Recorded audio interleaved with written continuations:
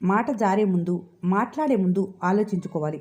ఎందుకంటే ప్రాణం ఉన్నంతకాలం మాట జీవించే ఉంటుంది విన్నవారి మనసులో.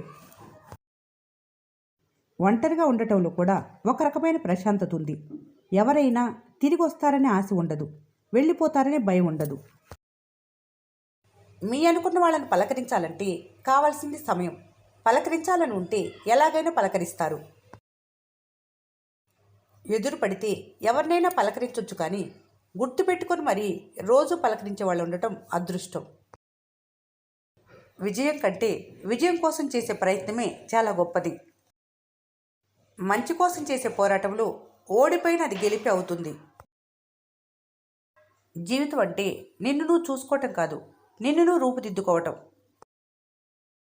అందరికీ అన్ని విషయాలు పూర్తిగా తెలియవు, కానీ ఉన్న కొద్దిపాటి జ్ఞానంతో ఎవరికి వాళ్ళు తమను గొప్పగా ఊహించుకుంటూ బ్రతికేస్తుంటారు. అదే వాళ్ళ అజ్ఞానం. మనిషి పాడైపోయేది రెండు విషయాల్లో: ఒకరు చెప్పింది వినటం వల్ల, విన్నది ఇంకొకరికి చెప్పటం వల్ల. మిమ్మల్ని ఒకరు నిరాకరిస్తే బాధపడకండి. విలువైన దానిని కొనలేని సమయంలో మాత్రమే దాన్ని నిరాకరించి తక్కువ విలువ కలిగిన దాన్ని కొనుక్కుంటారు. మీరు విలువైన వాళ్ళుగా ఉండండి. సమయం, నమ్మకం, గౌరవం ఇవి ఒక రకం పక్షులు. ఎగిరిపోతే మళ్ళీ అదే చెట్టు మీదకి ఎప్పటికీ తిరిగి రావు. చెత్తని ఇంట్లో ఉంచితే ఇల్లు ఎలా వాసన వస్తుందో, పగ, ద్వేషం మనసులో ఉంటే మనసు అలాగే పాడవుతుంది. పారే నది తిన్నగానే ప్రవహించాలని అనుకోదు. తన దారిలో ఎదురయ్యే ప్రతి పరిస్థితిని ఒక మలుపుగా మలుచుకొని ముందుకు సాగుతుంది. నేర్చుకోవాలనుకుంటే ప్రకృతిలో ప్రతి చర్య ఒక పాఠాన్ని చెబుతుంది. గతాన్ని తలుచుకుంటూ కూర్చుంటే వర్తమానం వ్యర్థమవుతుంది, భవిష్యత్తు ప్రశ్నార్థకమవుతుంది. మీకున్న సమయం చాలా తక్కువ, కాబట్టి దాన్ని వేరొకరి జీవితం కోసం వృధా చేయొద్దు. నీ ఆనందం నీ ఆలోచనలలోనే ఉంటుంది. దానికోసం ఎక్కడో వెతికి అలసిపోవద్దు.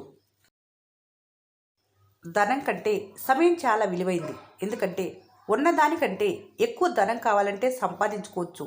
ఉన్న సమయం కంటే ఒక్కరోజు ఎక్కువ కావాలన్నా సంపాదించలేరు.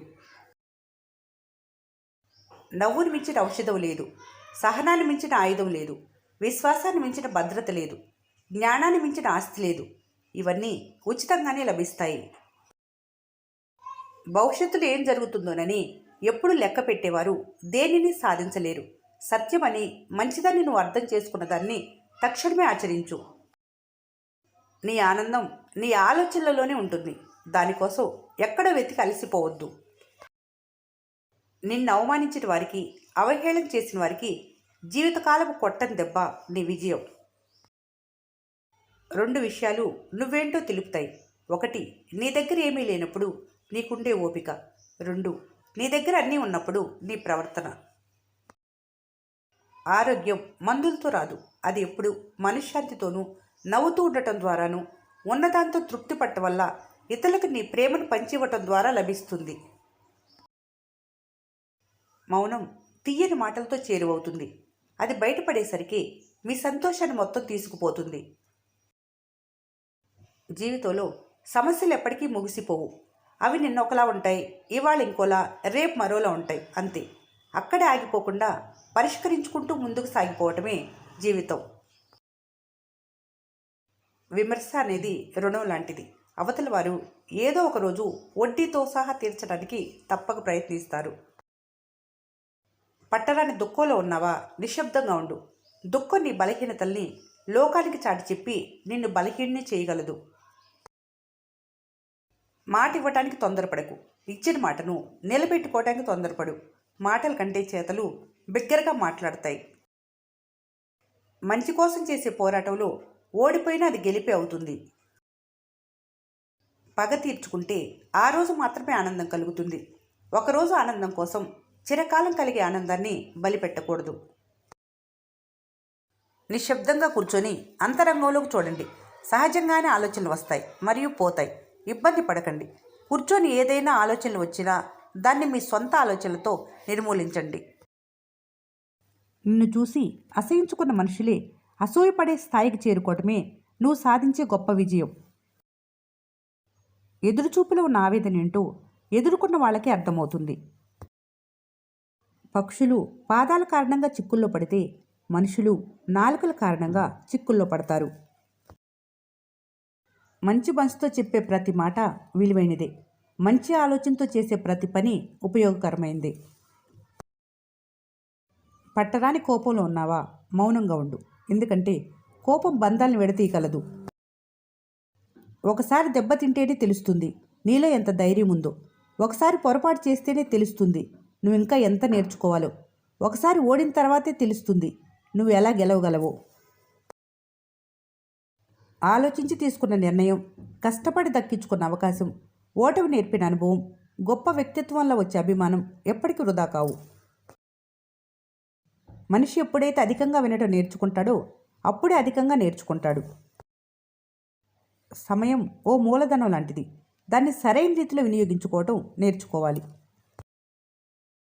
మనిషికి నాలుక ఒక్కటే, చెవులు మాత్రం 2. దీని అర్థం తక్కువగా మాట్లాడు, ఎక్కువగా విను అని. ఎవరి నుండి ఏ ఆశ లేకుంటే జీవించడం సులభం. మాటలు మాట్లాడే ముందు మనిషి వాటిని నియంత్రిస్తాడు. మాట్లాడిన తర్వాత మాటలు అతన్ని నియంత్రిస్తాయి. ఒక బంధం విడిపోకుండా నిలబడాలంటే ఒకరి స్థానంలో ఒకరు ఉండి ఆలోచించగలగాలి, అర్థం చేసుకోగలగాలి. తెలిసిన వారు ఎక్కువగా మాట్లాడతారు, ఎక్కువగా తెలిసిన వారు తక్కువ మాట్లాడతారు. జీవితం అనేది ఒక ప్రయాణం. అందులో మీరు పోటీలో గెలవటం కన్నా నేర్చుకోవటానికి ఇంకా చాలా ఉంటుంది.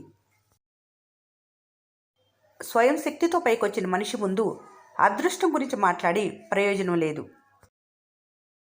కర్ణుడు మహావీరుడే కానీ శకుని, దుర్యోధనుడి మాటలను మైండ్లోకి ఎక్కించుకున్నాడు. అదే అతని పతనానికి కారణమైంది.